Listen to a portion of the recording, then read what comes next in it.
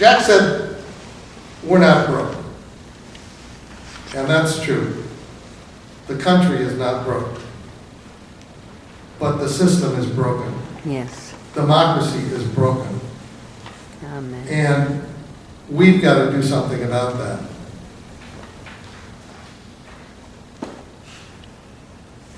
There's no crisis, but there is a crisis. It's a manufactured crisis. It was a crisis created specifically in order to justify imposing an austerity plan on the American people. A plan like what's being imposed on Greece or Yes. Spain. Except that the Greeks and the Spanish have the good sense to protest against it.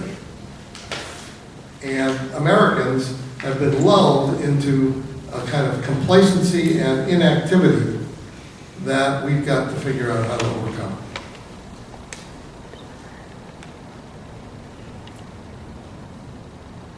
We, and I speak now of the progressives from, the slightly left of center to the far left.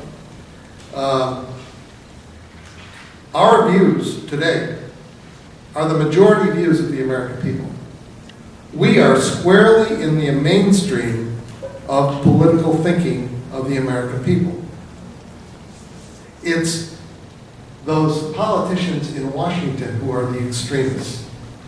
They're the fringe element. And we've got to talk to people about that. That they are working for different paymasters. And they're dancing the tune that the people who pay the piper, call the tune. Well, that's the case.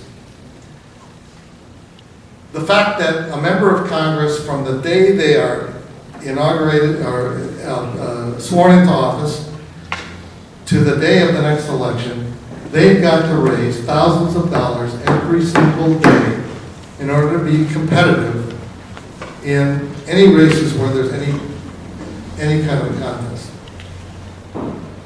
That's the system that's broken. And that's going to require a constitutional amendment that makes it clear once and for all that corporations are not people.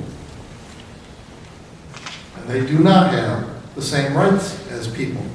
They don't have the right of free speech. If you look a little bit into history, you'll find out that corporations used to be very narrowly prescribed for a single purpose, and when the purpose was filled, like building the Erie Canal, the corporation is supposed to be dissolved. Well, we have corporations that today, they cover the world, literally in terms of their markets, but they cover the world also in terms of their products. General Electric used to be known for electrical products. It's not. It's a bank now, GE Finance. And its investments range over the entire economy, wherever they can make a buck. The former chief executive of GE had a policy.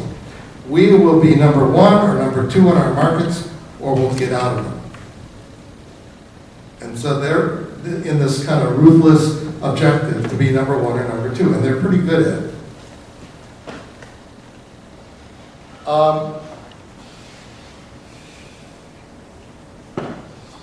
So the real crisis that we're facing is a crisis of austerity. We've got to make it clear to people that you cannot get to Prosperity Street by taking the austerity road. It doesn't go there. Very simply, it will not take us to economic revival. It will not take us to full employment.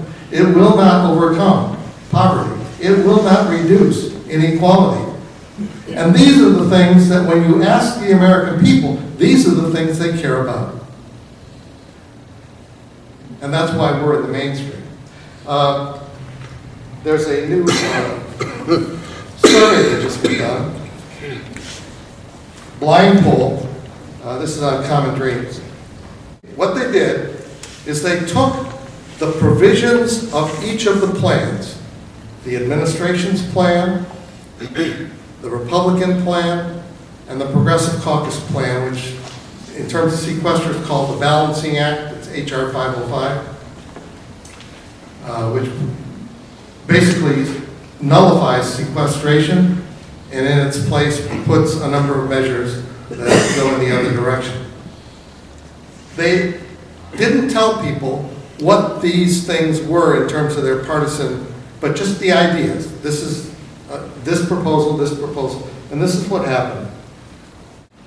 Overwhelming majority of people favored the Progressive Caucus plan. That's number one. But the poll found, in addition to beating the House Republican plan and the Senate Democrats plan, more than half respondents supporting the Balancing Act, the Progressive plan, compared to sequestration, and a fifth of the respondents were opposed. More than half were Republicans. When you talk to people and remove the party labels and get down to the values that people care about, you can move them to do things they would not do. This is not about the best ideas. This is about basic values that people have. And people will be drawn to good ideas that reflect their values. And so we need to have a values discussion with our neighbors, with our families, with our coworkers.